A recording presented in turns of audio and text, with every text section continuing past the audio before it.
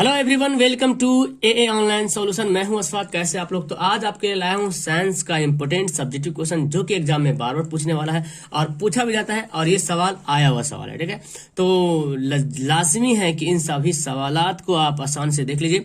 और जो भी प्रश्न यहाँ पे दिया गया है बहुत इंपॉर्टेंट, कुछ सवाल है 5 नंबर वाला, कुछ सवाल 2 नंबर वाला है और लास्ट में आपको होमवर्क भी देने वाला हूँ। तो वीडियो को शुरू से लेकर आखिर तक देखना। होमवर्क का तो आंसर एकदम पक्का कमेंट कीजिएगा नीचे कमेंट बॉक्स में। ठीक है, चलिए स्टार्ट करते हैं।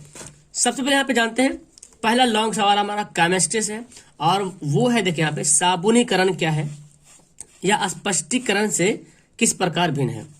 स्टीरीकरण से साबुनीकरण क्या है या स्टीरीकरण से किस प्रकार भिन्न है। तो खैर ये सवाल 5 नंबर में आता है, लेकिन ज्यादा लॉन्ग नहीं, बस आपको थोड़ा सा मेहनत करने की जरूरत है।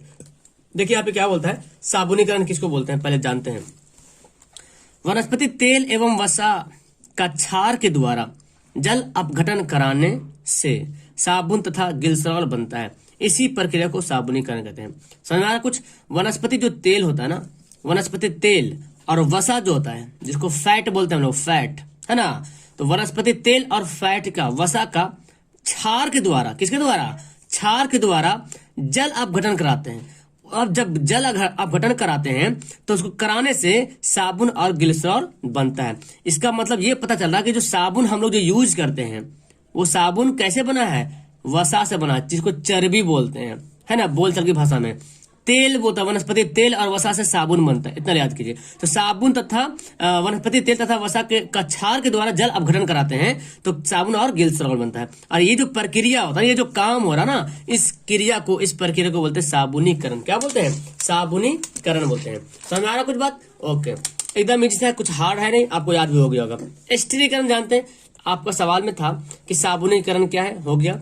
स्टीरीकरण से किस प्रकार भिन्न है, तो स्टीरीकरण के बारे में जान लेते हैं तो पता चल जाएगा किस प्रकार के भिन्न है। चलिए देखते हैं स्टीरीकरण क्या है। देखते हैं यहाँ पे, स्टीरीकरण सांद्र H2SO4, जिसको सल्फ्यूरिक अम्ल बोलते हैं ना, H2SO4 अम्लों का राजा बोला जाता है। सांद्र H2SO4 की उपस्थिति में एसिटिक अम्ल को एथिल एल्कोहल के साथ गर्म करने पर एथिल एसीटेट बनता है। समझ में आ रहा? यानी कि H2SO4 की उपस्थिति में क्या करते हैं, H2SO4 जो बैटरी वाला पानी होता है उसी बारे में मैं बात कर रहा हूं, उसकी उपस्थिति में एसिटिक अम्ल, समझ आ रहा ना, एसिटिक अम्ल को एथिल एल्कोहल के साथ, एथिल एल्कोहल को एथेनॉल बोलते हैं, उसके साथ गर्म करने पर एथिल एसीटेट बनता है। क्या बनता है? एथिल एसीटेट बनता है, जो एक एस्टर श्रेणी के यौगिक है। कौन सा श्रेणी का? एस्टर श्रेणी का एक यौगिक है। पर एस्टर बनाने की इसी प्रक्रिया को स्टीरीकरण कहते हैं। अब आप सोच रहे हैं एस्टर क्या है, एस्टर जो बन रहा है एस्टर क्या होता है? तो एस्टर एक सुगंधित पदार्थ में इसका इस्तेमाल करते हैं जी, जैसे कि अतर हो गया, खुशबू हो गया, जिससे आपको जो भी चीज खरीदते हैं बाजारों से तो जिससे खुशबू निकलती है ना, तो वो अतर एक होता है, अतर जिससे खुशबू निकलता है। तो एस्टर वही होता है, उसमें मिला होता है। एस्टर मिलने के कारण को आपको खुशबू महसूस होता है हम लोग को। ठीक है, तो सांद्र H2SO4 की उपस्थिति में एसिटिक अम्ल को एथिल एल्कोहल के साथ गर्म करने पर एथिल एसीटेट बनता है। और जो एक एस्टर श्रेणी का यौगिक है, जो बनता है ना एथिल एसीटेट, वो एस्टर श्रेणी का यौगिक है। एस्टर बनाने की इसी प्रक्रिया को स्टीरीकरण करते हैं। तो यहाँ पे भिन्न दिख रहा, वनस्पति तेल में क्या कर रहे थे, वनस्पति में साबुनीकरण में क्या करते थे, वनस्पति तेल और वसा का क्षार के द्वारा जल अपघटन कराते थे तो साबुन और ग्लिसरॉल बनता था। तो इसका प्रक्रिया अलग है। और यहाँ पे क्या कर रहे थे, H2SO4 की उपस्थिति में एसिटिक अम्ल को एथिल एल्कोहल के साथ जब गर्म करेंगे तो एथिल एसीटेट बनता है, जो एक एस्टर श्रेणी से होता है। और इस प्रक्रिया को बोलते हैं स्टीरीकरण। मेरे ख्याल से बहुत अच्छे तरीके से समझ आ गया। देखिए सवाल, लॉन्ग सवाल याद करने का सिंपल सा ट्रिक है, आप जैसे मैं पढ़ा रहा हूँ ना, इसको कॉपी पे नोट कर लो और इसी तरीके से जैसे मैं पढ़ा रहा हूँ, जिस एक्शन से, जिस आइडिया से मैं पढ़ा रहा हूँ उसी आइडिया से आप भी पढ़ो। ऐसा पढ़ो कि ऐसा लगे कि आप किसी बंदे को पढ़ा रहे हो, बस आपको याद हो जाएगा। अब यहाँ पे देखिए, इसका ना, जब भी केमिस्ट्री के जब सवाल आप बनाते हो, केमिस्ट्री में अच्छा मार्क्स लेना चाहते हो, तो जो भी आप पढ़ा रहे हैं अगर उसमें कुछ अभिक्रिया वाली बात आ गई तो उस अभिक्रिया को नोट करिएगा। नोट करने से क्या होगा ना, आपको जब अभिक्रिया का आप नोट करेंगे तो यहाँ पे बहुत इफेक्टिव बन जाता है। जैसे देखिए यहाँ पे CH3COOH, ठीक है, CH3COOH ये क्या है? एसिटिक अम्ल है। C2H5 क्या है? C2H5 ये क्या है? एथिल एल्कोहल, यानी कि एथेनॉल जिसको बोलते हैं, C2H5। सांद्र यहाँ पे C2 एथिल एल्कोहल है, सॉरी एथिल एल्कोहल को C2H5 बोलते हैं। ठीक है, इसके साथ क्या करते हैं, सांद्र H2SO4 देख रहे हैं, ये इसके उपस्थिति में अभिक्रिया गर्म कर रहे हैं तो क्या बन गया, CH3 COO2H5 बन गया और H2O जल बन गया। ये अभिक्रिया आपको लिखना पड़ेगा, ठीक है। चलिए अब अगला सवाल पढ़ते हैं। अगला सवाल देखिए, बहुत इंपोर्टेंट 2 नंबर का सवाल आपको देखने को मिलता है कि आयोडीन की कमी से कौन सी बीमारी होती है, कैसे, आयोडीन की कमी से कौन सी बीमारी होती है और कैसे होती है, ये जान लेते हैं। तो आयोडीन की कमी से घेंघा रोग होता है, आपको पता है। जैसे कौन सी बीमारी होती है, तो घेंघा, इसको गलगंड भी बोलते हैं, आप इसको ग्वाइटर भी बोलते हैं, है ना। तो आयोडीन की कमी से गलगंड रोग, घेंघा रोग होता है। क्योंकि अब क्यों होती है, तो क्योंकि आयोडीन की कमी से थायराइड ग्रंथि में बनने वाली थायरोक्सिन हार्मोन में कमी आ जाती है। तो यहाँ पे पता चल रहा है कि थायरोक्सिन हार्मोन को बनने के लिए हमको आयोडीन की आवश्यकता पड़ती है ना। हमारे बॉडी में थायराइड ग्रंथि से कौन से हार्मोन निकलती है, थायरोक्सिन हार्मोन निकलती है, और थायरोक्सिन हार्मोन बनने के लिए आयोडीन की आवश्यकता पड़ती है। तो यहां से आपका ऑब्जेक्टिव क्वेश्चन भी क्लियर होता है, ठीक है, कि आयोडीन की कमी से घेंघा रोग होता है, ठीक है। थायराइड ग्रंथि हमारे बॉडी में आता है और थायराइड ग्रंथि से थायरोक्सिन हार्मोन निकलता है, और इस थायरोक्सिन हार्मोन को बनाने के लिए अगर इस थायरोक्सिन जो हार्मोन है इसको अगर स्रावित होना है तो आयोडीन की आवश्यकता पड़ती है। तो यहां बोला जा रहा है कि आयोडीन की कमी से घेंघा रोग होता है, क्योंकि आयोडीन की कमी से थायराइड ग्रंथि में जो बनने वाली थायरोक्सिन हार्मोन है उसमें कमी आ जाएगी। तो जब थायरोक्सिन हार्मोन में कमी आ जाएगी इसका मतलब आयोडीन की कमी है। अब आयोडीन की कमी को पूरा करने के लिए आपको salt Na-SO4 calcium sodium chloride आपको लेना पड़ेगा, NaCl, है ना, NaCl आपको लेना पड़ेगा। वही तो होता है जो सोडियम क्लोराइड होता है, आयोडीन युक्त नमक होता है जो हम लोग खाते हैं, आयोडीन युक्त नमक, ठीक है। चलिए अगला सवाल है, ये सवाल देखें, ये सवाल देखिए क्या बोलते हैं।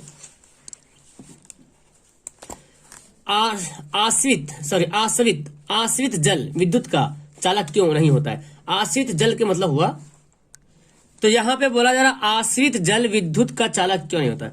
अब आपको पता चला आश्रित जल का होता है डिस्टाइल्ड वाटर, होता है डिस्टाइल्ड वाटर मतलब कि शुद्ध जल होता है। और शुद्ध जल में आयन जो होता है, जो इलेक्ट्रिक जो प्रवाह होता है ना, तो जब तक जिसमें आयन होगा, आयनों का जिसमें प्रवाह होगा उसी में विद्युत धारा प्रवाहित होगा। तो जब शुद्ध है यहाँ पे आश्रित जल का मतलब हुआ डिस्टाइल्ड वाटर यानी कि शुद्ध जल। तो आश्रित जल का आश्रित जल जो है विद्युत चालक प्रवाह नहीं करता है, क्यों। अब देखिए जबकि वर्षा जल करता है, वर्षा वाला जल होता है ना वो आश्रित जल नहीं, उसमें कुछ ना कुछ उसका जो pH मान है कुछ 7 से कम है।